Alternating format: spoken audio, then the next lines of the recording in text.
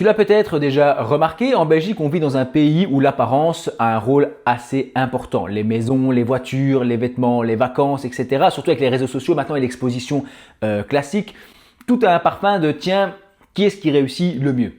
Mais aujourd'hui, on va aborder ça sous un angle totalement différent. Est-ce que avoir l'air pauvre, ou du moins normal, on va dire, ne serait pas une stratégie beaucoup plus intelligente que de vouloir paraître riche?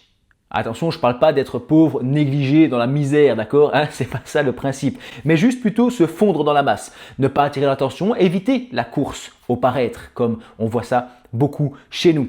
Et tu sais, en Belgique, on a vraiment un rapport spécial à l'argent parce que d'un côté, c'est assez tabou, on en parle peu, l'investissement est peu développé, on n'aime pas trop en parler, on n'aime pas trop le montrer, mais paradoxalement, on adore montrer sa réussite et utiliser des signaux parfois plus ou moins subtils pour montrer, regarde, moi je m'en sors bien. Et dans cette vidéo, on va prendre complètement l'angle inverse et je vais essayer de t'expliquer pourquoi avoir l'air pauvre peut te rendre plus riche que ceux qui essaient de paraître riches. Je m'appelle Gauthier et je propose surtout des vidéos sur l'investissement en bourse et ce genre de choses pour les investisseurs belges. Alors n'hésite pas à t'abonner si ce n'est pas déjà fait. Et je vais partir sur mon premier point. Le paraître est le pire ennemi de l'investisseur belge. On va être honnête, paraître riche en Belgique a un coût démesuré. L'immobilier est hors de prix, les voitures aussi, les assurances, les taxes, le carburant, les entretiens, tout est amplifié et tout est assez cher. Tu veux une grande maison parce que ça fait plus sérieux, ça fait plus cool et tu payes plus d'énergie, plus de précompte, plus de rénovation, plus d'imprévus. Tu veux suivre le rythme de ta famille, ton voisinage ou de tes amis et donc tu te saignes et tu essayes toujours d'aller plus loin. Tu crées des charges fixes que tu vas devoir ensuite supporter pendant des décennies. Chaque euro qui part pour le paraître est un euro qui ne pourra pas travailler pour toi pour plus tard. Je ne dis pas que le paraître c'est mal, c'est pas ça la question. C'est juste que quand on est investisseur, quand on a envie de créer un patrimoine sur le long terme, le paraître, il faut vraiment que ça passe au second plan et que ça vienne plus tard. D'accord? L'idée d'un investisseur, c'est de se dire je sacrifie maintenant pour plus tard. Je suis prêt à accepter un peu de souffrance maintenant et d'inconfort pour plus de bien-être et de confort plus tard. Et à l'inverse, ceux qui veulent paraître aujourd'hui veulent te faire croire qu'ils sont déjà plus tard, qu'eux ils ont déjà réussi, alors que des fois c'est complètement faux. Ou alors ils prennent le plaisir tout de suite et le confort tout de suite, mais ils souffriront de ça plus tard. Et c'est eux qui jalouseront dans 10 ans ceux qui ont réussi finalement financièrement pour du vrai et qui s'étaient un peu cachés, qui étaient en tout cas beaucoup plus discrets pendant les années précédentes. Deuxième élément important, c'est le coût mental du paraître, puisque pour investir correctement, pour essayer de développer personnellement ses compétences et développer son investissement, son patrimoine, il faut du temps. Il faut de la tranquillité mentale. Il ne faut pas avoir plein de problèmes. Il faut surtout une vision long terme. Donc, un investisseur belge, un bon investisseur belge, ce n'est pas forcément celui qui gagne le plus ou qui investit le plus en termes d'argent, mais c'est surtout celui qui a un esprit stable. Puisque quand tu es dans une logique de paraître, tu actives d'autres zones de ton cerveau. Tu actives l'idée qu'il faut se faire valider, il faut se montrer, il faut se comparer, il faut ci, il faut ça. Et tu passes du temps à faire des choses qui te détournent en fait de ce qui est important. Je ne sais pas si c'est très clair mon débat philosophique ici, mais en gros, avoir l'air normal, n'avoir rien à prouver, te fait gagner du temps, te permet d'être constant, te permet d'être simple. Quand moi je tourne une vidéo YouTube, tu vois, je vais pas mettre 4 heures à me préparer. Je lance mon petit truc, je lance ma petite lumière, tu vois, j'essaie quand même de faire un minimum d'effort. Je mets un petit t-shirt noir classique puisque en termes de vidéo, si tu mets du blanc, c'est réfléchissant, donc c'est pas agréable pour les yeux. Mais je vais pas mettre 4 heures à faire un style pour faire une vidéo, tu vois. Et je pourrais le faire. Il y a des gens qui font des décors de dingue, qui investissent, etc. C'est pas une question d'argent, c'est une question d'être discipliné, d'être simple, d'être normal. Et c'est ce qui me correspond le plus. Et ce qui, je trouve, participe en tout cas le plus à une vision long terme.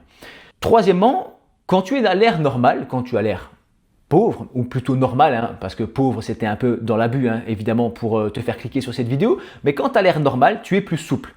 Puisque en Belgique, quand on augmente ses dépenses, d'accord, on passe un step et on peut aller très très vite. Tu reçois une augmentation, tu augmentes ton train de vie, tu changes de job, tu changes de voiture, tu te mets en couple, donc tu vas vouloir dépenser plus aussi, tu veux une plus grande maison. Tu fais des enfants, tu veux avoir le meilleur pour eux, tout ça est très bien, mais ça s'appelle ce qu'on a l'effet de cloche. Plus tu montes, plus tu augmentes ton style de vie, mais plus la pression monte avec, et plus ça te fait diminuer ensuite en bonheur. Tu comprends l'effet de cloche. Et à l'inverse, les gens qui ont l'air normaux, qui vivent dans un style de vie plus simple, plus stable en tout cas au départ, ben pour eux, ce n'est pas un sacrifice, c'est pas que c'est difficile, mais c'est un refus de s'enfermer dans des obligations futiles. Et ça permet une souplesse mentale et financière et ça permet de diriger son attention sur d'autres choses, se former, réfléchir, investir, résister dans des périodes difficiles. C'est exactement ce que ont les investisseurs belges sérieux. Une marge de sécurité, pas financière, mais psychologique ici. Ça relie aussi mon quatrième point qui est le silence en fait et le fait que y a certaines personnes qui ont besoin de montrer beaucoup, tu vois, et d'autres qui montrent pas grand chose et pourtant à l'arrivée c'est souvent eux qui ont le mieux réussi. Tu vois, c'est ceux dont on parle le moins. C'est un peu comme ce qu'on voit souvent, et j'ai vu des vidéos comme ça sur les réseaux sociaux où tu vois un peu des gens qui parlent beaucoup, qui cherchent la bagarre, qui cherchent les problèmes, qui cherchent à se faire valider. Et puis tu as celui qui est dans son coin, qui dit rien et qui se fait pas remarquer. Et en fait, c'est le plus fort dans la salle de sport ou dans la salle de boxe par exemple. Tu vois, je sais pas si tu vois là où je veux en venir avec cette analogie, mais c'est un peu ça. C'est le mode furtif, c'est le mode ok. Pas de problème, mais moi de mon côté, je suis en train de faire les choses. Moi, d'accord, vous êtes en train de vous faire complètement distraire par des choses externes, moi je suis focus, moi j'ai un plan, moi j'ai des objectifs et j'ai quelque chose à long terme.